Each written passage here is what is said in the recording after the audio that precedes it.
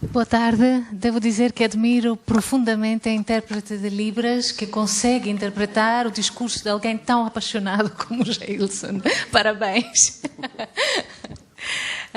Boa tarde a todos. É um enorme prazer e uma enorme honra estar aqui hoje. Gostava de agradecer muito ao Itaú Cultural, a toda a equipa que trabalhou na organização deste seminário e muito especialmente a Marta Porto, que é uma pessoa que admiro profundamente. Vou fazer uma apresentação a partir do tal artigo que escrevi e que, como casos de estudo, irei apresentar sobretudo os casos de festivais. Tinha a ver com o artigo, mas depois poderemos também falar de outras coisas. Esta é a primeira imagem e a fotografia e a citação não nasceram juntas.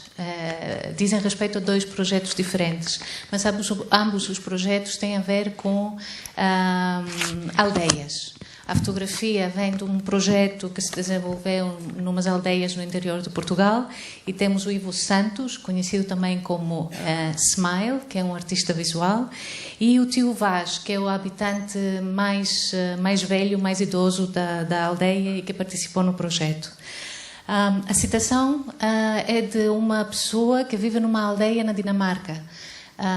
Num encontro em novembro em Bruxelas soube deste projeto e aquela aldeia dinamarquesa colocou um anúncio no jornal à procura de um artista que os pudesse ajudar a pensar os assuntos da aldeia que eles tinham necessidade de discutir.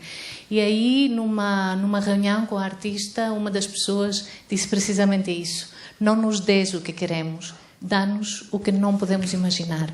Essa questão da imaginação vai surgir em alguns pontos da minha apresentação. Esta é uma imagem que a mim me comove profundamente. É o primeiro teatro, o teatro de Dionísio Eleutério, aos pés da Acrópole. Foi construído no final do século VI a.C., e naquela altura podia receber até 17.000 pessoas naquilo que era a maior celebração teatral de Atenas do século V, as festas dionisíacas.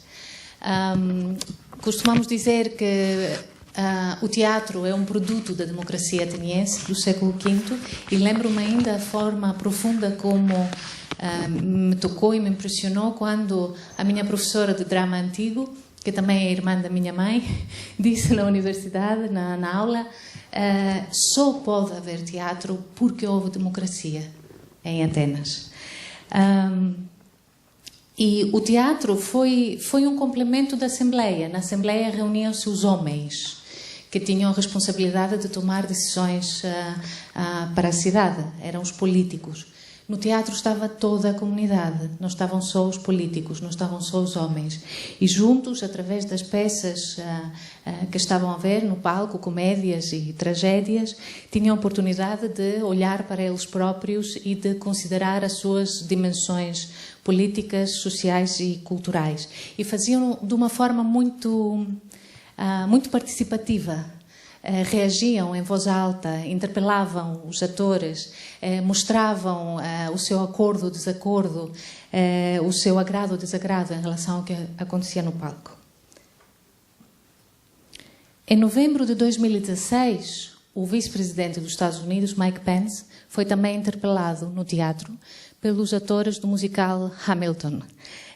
O espetáculo acabou, ele estava a dirigir-se para a saída e os atores do elenco disseram-lhe: somos a América diversa que está alarmada e ansiosa que a sua nova administração não nos proteja.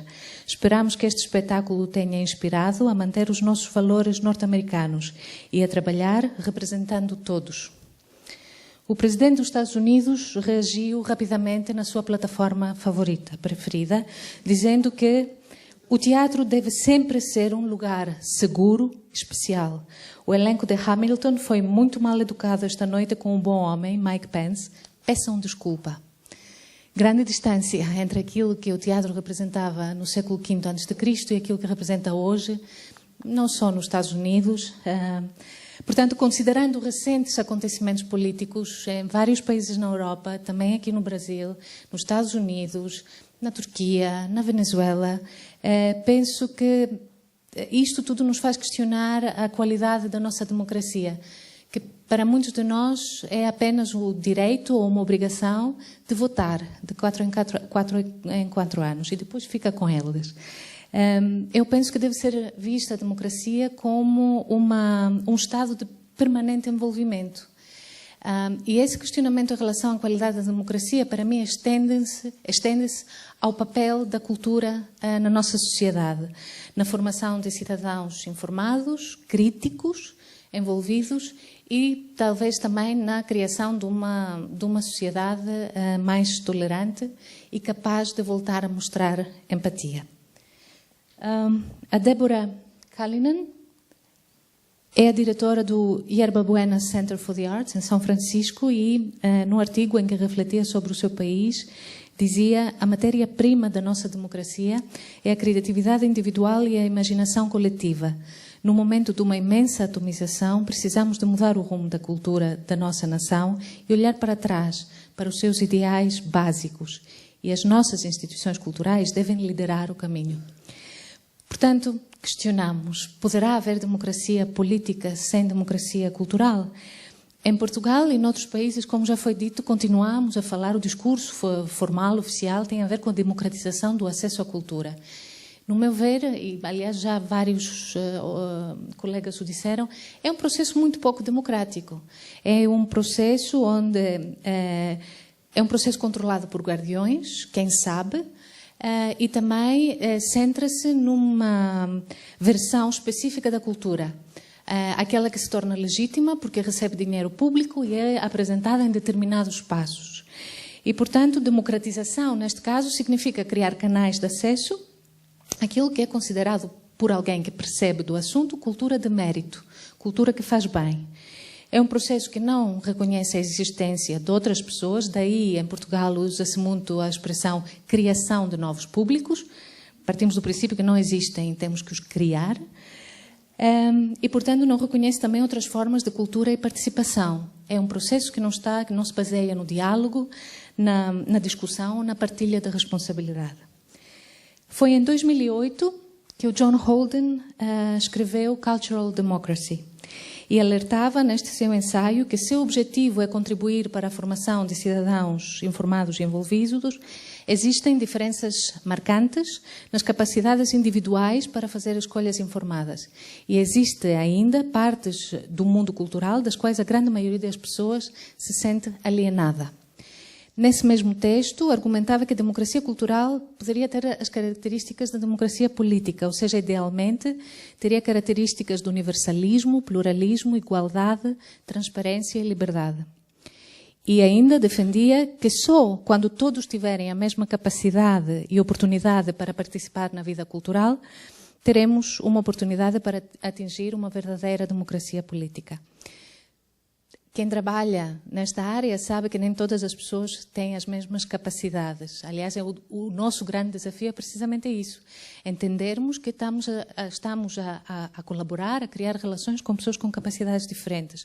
No entanto, parece-me essencial garantir que todas as pessoas tenham a oportunidade, as mesmas oportunidades de participação numa construção que é comum, que é um bem comum. Uma década depois, como foi também referido pelo Filipe esta manhã, esta discussão no Reino Unido continua forte e inquieta, sempre muito associada à democracia política. No estudo do King's College de 2017, afirmava-se que, no contexto da profunda e generalizada divisão política expressa através da campanha e do voto no referendo da União Europeia, em 2016, o chamado Brexit, é cada vez mais claro que novas abordagens para muitos dos processos políticos do Reino Unido exigem uma atenção urgente e radical. Isso inclui a forma como funciona a política cultural e para quem é e para que é que se faz política cultural. Perguntas sobre como a cultura é feita e por quem e quais as atividades criativas que são reconhecidas e apoiadas são questões nas quais temos todos um interesse profundo e cada vez mais urgente, diz o estudo. Aqui, portanto, a cultura não é vista como um fim que se atinge quando a democracia é garantida, mas como uma ferramenta contributiva que possa alimentar e apoiar a democracia. E para isso é essencial que todos os cidadãos possam ter, e volto a citar, a oportunidade de ver e ouvir coisas novas, coisas antigas, coisas estranhas, coisas bonitas, coisas divertidas e coisas ferozes. Coisas que mobilizam, confundem e tocam. Coisas que trazem conforto e coisas que inspiram. Olhemos agora um bocadinho para Portugal. O pensamento em Portugal em relação ao que é periférico e o que é central, em relação à cultura que tem e o que não tem mérito, em relação à democratização da cultura ou então cultura democrática, não difere muito daquilo que tinha sido identificado há já 10 anos no Reino Unido, e acredito que é assim noutros países.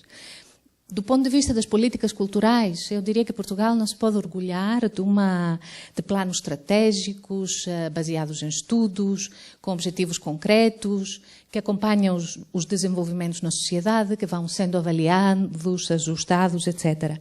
Mas penso que Portugal pode orgulhar-se dos seus profissionais. Algumas pessoas que trabalham no terreno, que têm uma visão e são conscientes daquilo que poderá ser o papel da cultura na sociedade e que desenvolvem projetos que olham para as pessoas, para o território, que não procuram impor uma cultura que faz bem, mas que procuram construir algo em conjunto.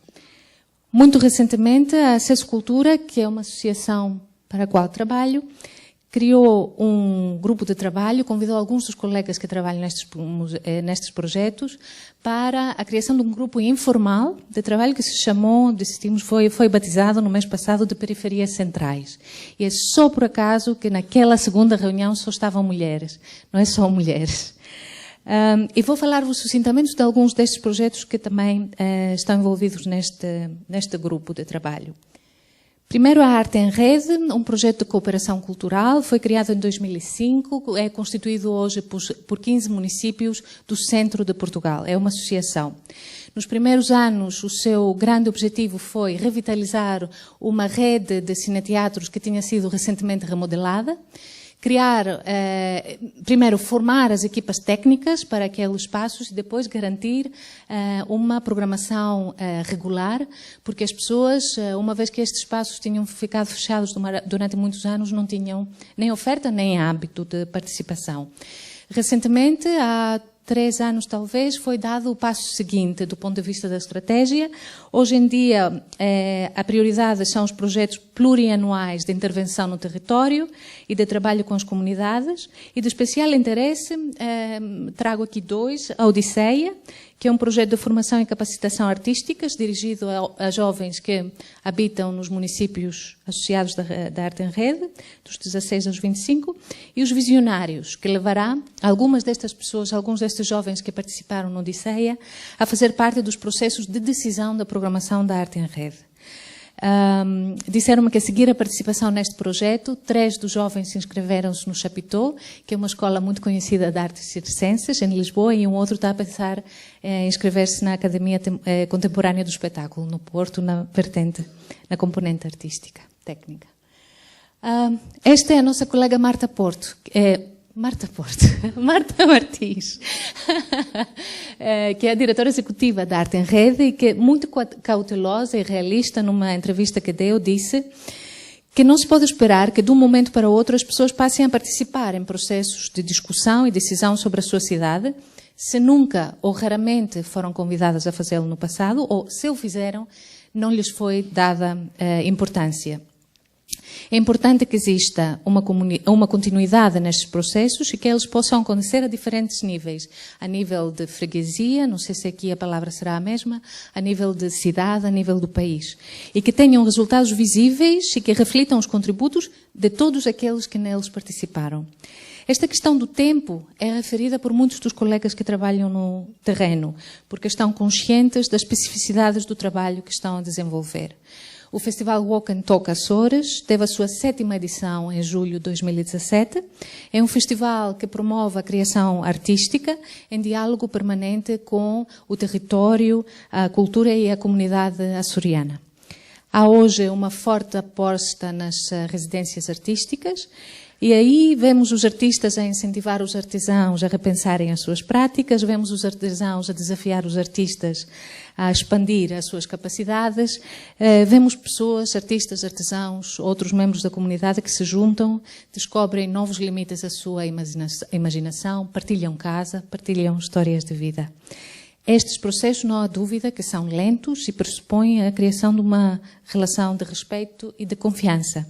O Jesse James, que é um dos diretores artísticos deste projeto, acredita que 10 anos mais tarde vamos estar uns degraus acima nesse envolvimento e questionamento de todos, seja da comunidade, seja dos artistas, que são também comunidade. Outro festival, o Materiais Diversos, desde 2009, que leva a programação artística fora dos grandes centros, uma seleção de projetos da área da dança, do teatro, etc., da música. Esta é a nossa colega Elizabeth Paiva, que é a diretora artística do festival e que procura levar espetáculos que possam dizer algo às pessoas a quem se dirigem. E procura também dar-lhes a autonomia crítica para olhar para estes objetos artísticos. Considera que é clara a evolução na desinibição e até na produção de discurso deste público face aos objetos mais estranhos. Isto que a Elizabeth acha. É igualmente interessante ouvir uma outra pessoa, Filipa Achega, que é uma empresária na zona de Minde, mais ou menos no centro de Portugal, e que acompanha o festival há bastante tempo. E numa conversa disse o seguinte: nas plateias vi sentadas senhoras de 70, jovens crianças. Ouvi as conversas após espetáculos, ingênuas a princípio e imersas em espontaneidade. Algumas plateias depois, estas conversas já principiavam um pensamento crítico mais profundo. Assistia ao cada vez maior número de reuniões e discussões onde se discutia o território em termos culturais e onde se propunham soluções conjuntas apontando sinergias. Assistia a cafés e chás entre pastores e artistas algures da Alemanha, entre cerzideiras da indústria têxtil e encenadoras. Este depoimento não constitui por si uma avaliação, mas é um sinal, e é um sinal que muitas vezes pessoas que participam nestes projetos nos dão. No interior de Portugal, na zona de Castelo Branco, foi desenvolvido o projeto A Festa no Campo, Aldeias Artísticas. Promoveu uma série de residências artísticas que depois deram lugar a trabalhos de arte pública. As decisões em relação ao que ia ser feito e o que estava a ser feito tinham lugar em assembleias populares, toda a aldeia participava e ficou uma afirmação que a senhora do meio fez, que disse que era preciso arrancar as pessoas de si, levá-las a pensar e a fazer qualquer coisa. E depois, uma vez arrancadas, eu quero acreditar que algumas destas pessoas exigem este direito de participação, continuam a querer fazer parte, exigem participar. Como, por exemplo, este senhor que participa no Festival Mexe, que acontece no Porto, organizado pela Associação Pele. E digo no Porto porque muitas vezes esta questão das periferias são menos periféricas do que podemos considerar. Esse senhor então afirmava que o Festival Mexe é uma outra forma de fazermos cultura, de dizermos que estamos cá, estamos vivos, é uma cidade diferente que queremos. Falei apenas de alguns projetos que se desenvolvem nas chamadas periferias de Portugal, há muitos outros. Muitos destes projetos são apoiados financeiramente pelos municípios, o que é bom, por um lado, não é? Dá esta possibilidade. Por outro lado, tem problemas como o que é que acontece quando o executivo muda, o que é que acontece quando determinado executivo escolhe pessoas para gerir este espaço ou para programar que não têm experiência nesta área. São questões que surgem com alguma frequência. Penso que no atual contexto político torna-se particularmente preocupante o facto de, em muitos países, uma grande parte da população sentir-se excluída, sentir que não é digna de ter acesso, de poder participar em determinada cultura, de usufruir de determinada cultura, ao mesmo tempo que não lhes é reconhecido o contributo que elas próprias poderiam dar na cocriação daquilo que os nossos colegas ingleses chamam outras versões da cultura. Nas conferências que assisti nos últimos meses, penso que há um despertar dos profissionais do setor que aos poucos ficam mais conscientes que viveram durante muito tempo numa bolha, completamente alheios a que se passava à sua volta e, portanto, muito surpreendidos com alguns desenvolvimentos políticos. Num momento em que o conhecimento científico é subvalorizado, em que os factos alternativos tornam-se retórica oficial, em que o outro é mais uma vez a fonte de todos os males, eu penso que é um momento urgente de voltarmos a considerar aquilo que é o papel da cultura na sociedade. Os projetos aqui referidos não são uma resposta a uma política oficial estatal em Portugal. O Estado em Portugal continua a falar da democratização do acesso à cultura e no seu plano, no seu programa, esta democratização vai ser atingida, conseguida com entradas gratuitas e com acesso a conteúdos digitais. E, portanto, continuam a querer ignorar aquelas questões que são fundamentais naquilo que diz respeito à participação cultural. Os responsáveis pelos projetos que referi e outros respondem à sua própria consciência, à sua própria visão em relação ao papel da cultura na sociedade. Falam das necessidades do território, da necessidade de conhecer as pessoas, conhecer quais são as suas preocupações, os seus interesses. São pessoas que estão presentes, são pessoas que têm uma permanência no terreno, dão tempo para que a relação cresça. Sobretudo, não é algo que procuram impor, não é a tal cultura que faz bem. Procuram criar, envolver-se com as pessoas e criar algo em conjunto. Esta é uma aprendizagem conjunta e na minha forma romântica, talvez, de ver o mundo, acontece um bocadinho aquilo que acontecia na Grécia Antiga. As pessoas são convidadas para participar, as pessoas olham para elas próprias, partilham os seus conhecimentos, descobrem novas possibilidades e caminhos de vida, desinibem-se, sentem-se capazes, ultrapassam o medo, acreditam nas suas capacidades e conseguem imaginar o futuro. Terão estes projetos o impacto desejado? Há uma clara mudança de política neste momento no Reino Unido, onde os apoios às artes procuram, depois de décadas de apoio sustentado àquilo que é a cultura mainstream, em espaços mainstream, de olhar agora para aquilo que se faz fora destes espaços, juntamente com as pessoas. Devo ainda dizer que alguns destes projetos, apesar de terem muitos anos de vida, também em Portugal, na altura que começou o seu desenvolvimento, não estava ligado às questões que são prementes hoje, do déficit democrático, da falta de empatia ou da polarização da sociedade. Vai resultar? Não sabemos. Eu acho que neste momento é mais uma questão de fé naquilo que quem trabalha no setor considera que pode ser o papel da cultura. Mas a cultura não faz milagres sozinha e, portanto, há necessidade também de olhar para as questões sociais, financeiras, económicas, que têm um impacto e um impacto marcante. Será por isso, na minha opinião, necessário acompanhar estes projetos, encontrar formas de os monitorizar, de os avaliar, mais uma vez com o envolvimento de todas as pessoas que participam deles. Devemos procurar construir uma cultura democrática, porque somos todos necessários, precisos para imaginar o futuro e o melhor futuro possível. Agradeço muito a vossa atenção e vou deixar-vos com o convite que foi o convite ao Festival Mesh do ano passado, onde também tivemos a oportunidade de conhecer o trabalho da Companhia Marginal do Rio de Janeiro. Muito obrigada.